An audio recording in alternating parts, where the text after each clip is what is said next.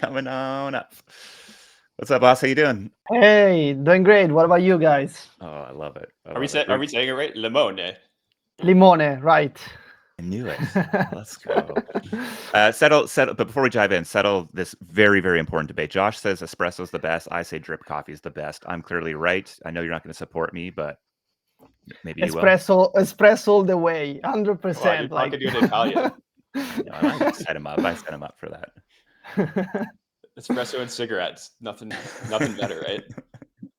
I don't smoke, but it's that's the real deal, of course, in Italy. Nice. So Limone, you're the co-founder of Builders Garden, a Farcaster mini app studio that built Farville and many other popular apps. I was looking through your portfolio this morning, and there's a ton of them in there. But yeah, want to start off with the crowdfund. So you crowdfunded 17K in the past 2 days to host the next FarCon in Rome. Can you just kind of talk us through, I guess, like the decision to do it? I saw you use like Ponder to first temp check it, and then kind of ultimately went to crowdfund to kind of seal the deal and really validate demand for it. So yeah, talk us through the thinking behind it. Yeah, I mean, like let's start on why I decided even like to start, with the Ponder poll. We've been running a huge Web3 community in Rome since 2022 now. Starting from a small meetup with 3 people, running events and bootcamps, onboarding many builders, organizing ETH Rome for 3 years in a row. This will be our 3rd edition in October. And now since February, we also opened the first Web3 hub in our country. It's a permanent co-working and event space that we live on a daily basis. I've been active on Farcaster for more than 2 years, probably 3. And I've been, very actively building and organizing meetups, not only in Italy, but also, helping in Lisbon or talking about Farcaster and decentralized socials in many conferences around Europe, especially. I've been to FarCon in LA last year. I've been to FarCon in New York this year, and many people told me, "Oh, okay, like let's who's gonna try like bringing FarCon outside of the US? Who's gonna try to bring it in the EU? Because there was one in Asia last year, if I'm not wrong." And I felt like we could be those people, because we have all the knowledge and experience and infrastructure, like local experience and contact with venues and everything that you need to host an event. And so it started probably as a joke. Luciano launched this Ponder poll, like to see between Tokyo and Rome. I was impressed that many people voted for Rome, because it's not, Italy is always overlooked for this type of events, and I also understand why, of course, and that's why I'm pushing all this stuff in Rome, actually. And Rome was the most voted one. So of course I knew that was just a Ponder poll, just people saying which city they like the most without much choice. And that's why 2 days ago we decided to open the crowdfund after talking with many people in the community, even in Los Angeles a couple of weeks ago for the base event. I've seen many people being supportive of this initiative, and so I decided, okay, let's open the crowdfund and see if this is real. Honestly, when I saw that the deadline for the crowdfund was around 10 days, I think that was the maximum. I didn't know if that was enough for us to bring the consensus and and all this money. But then 24 hours later, we reached the minimum target. And so I can say that today has been day 1 of FarCon Rome. We've been already started, scouting potential venues and thinking about the event format and, learning from other FarCon organizers in the past. And there will be a lot of work to do in the next days and months. I mean, it seems like one of the sort of big exciting reasons for the sort of open social, or the social where finance comes into it, is the new types of experiences or actions that you can take. And we've seen a lot of this being done around sort of incentivization of content or evaluation of content. Can you maybe talk about, and you've been an early adopter of this stuff, so I'm curious, what are you so excited about when we get wallet and social so closely together? I think like especially now with mini apps, the things that you can build, test, and explore with on crypto rails, it's just easier to test and experiment and see if something makes sense, and maybe eventually create a standalone product that brings value to a broader audience. That's been like ever since Frames V1 came out. Of course, they were like very limited with respect to what you want to see and experience in a product, but a lot of use cases emerged from there, and I think a lot of like mini apps that, like the crowdfund one, for example, there were many frames probably around crowdfund, but the experience wasn't ideal.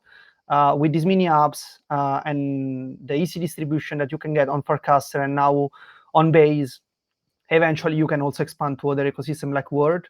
Not only you can test this stuff, like this maybe like complex crypto experiences, you can prove yourself in simplifying them and have real users testing them. And so that's the best thing for me.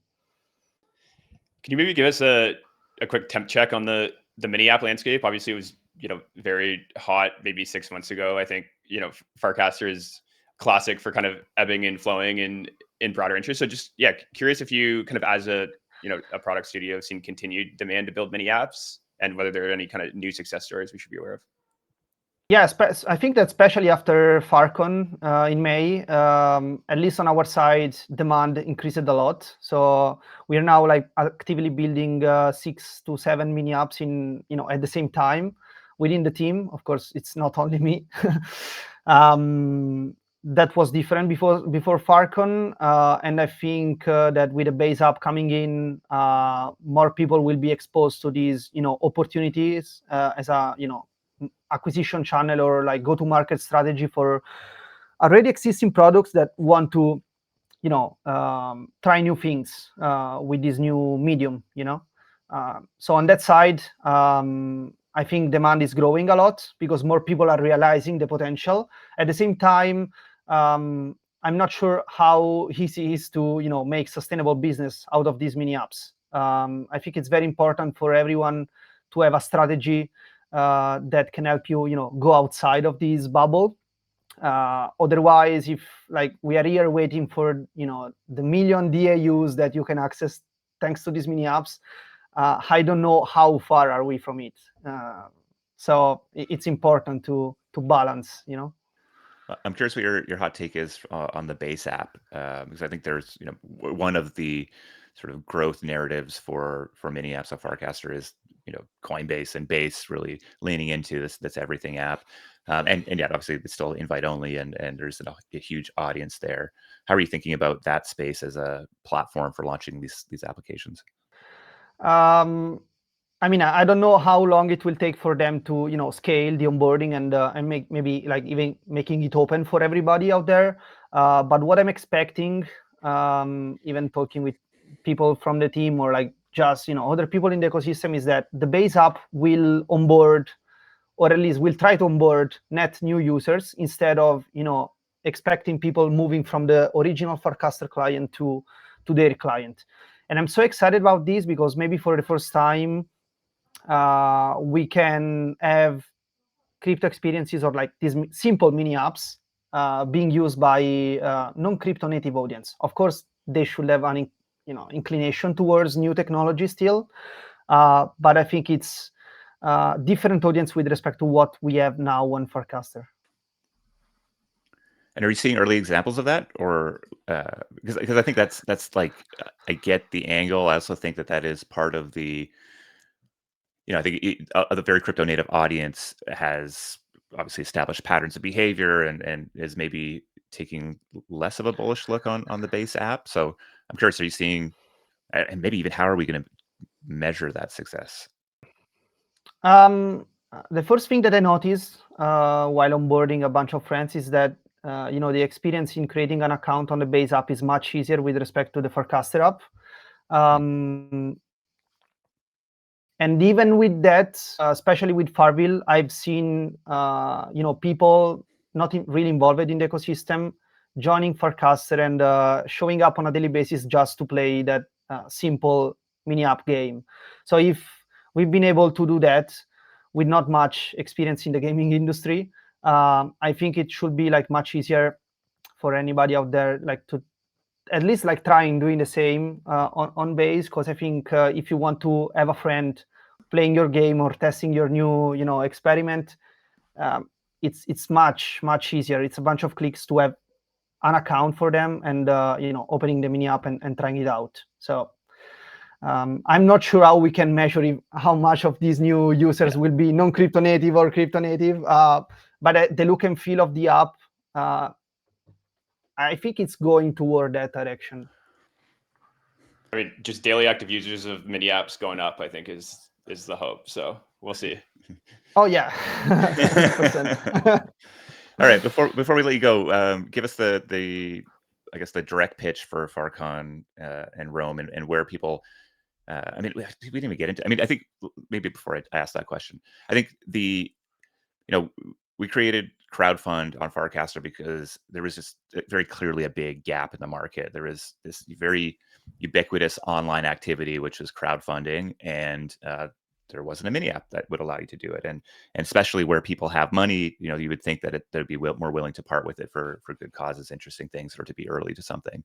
And I think we've seen, without a whole lot of promotion, and it's still on a V1, it's fairly very basic, just a ton of different experimentations and from crowdfunding for stolen laptops, but also all the way over to like these bigger initiatives that podcasts, new events. But I think what you did in structuring the crowdfund is actually one of the core pieces to your success. And in it was this idea that you get to be early, but you also get a ticket for it, and there was a sense of scarcity around it, right? Like that if I don't, well, we know in the past that if you don't get in early on FarCon events, you can't show up because there ain't no space for you. And that probably drove a bunch here. Were there any other strategies that were absolutely core, you think, to the success you guys had in 2 days? So first of all, this strategy, I was inspired by the FarCon LA event, where there was an initial crowdfund, I think through Fabric, and that was giving a bunch of tickets, I believe. And so I was inspired by that. The net new thing that we introduced, as far as I know, is that we are also committing to devolve 20% of the crowdfund and the future ticket sales to Purple DAO treasury, because in the past years I've been running many of these events and initiatives, even a mini app accelerator in the past couple months, and Purple has been very supportive. I think in the past, like, Purple was always involved as a sponsor, so using Purple treasury to fund FarCon, which of course makes sense. But I think we wanted to do like things differently and try it out and giving back to the DAO that supported us in the past. Awesome. Well, thanks, Limone. You can hop onto his Farcaster account, and you'll definitely see a link to crowdfund, or you can go give it a search. I'm assuming you just pay close attention because I'm sure there's more news coming out soon about the event. Yes. Awesome, man. Thanks for hanging out with us today. Thank you so much for inviting me. Peace. Enjoy. Cheers.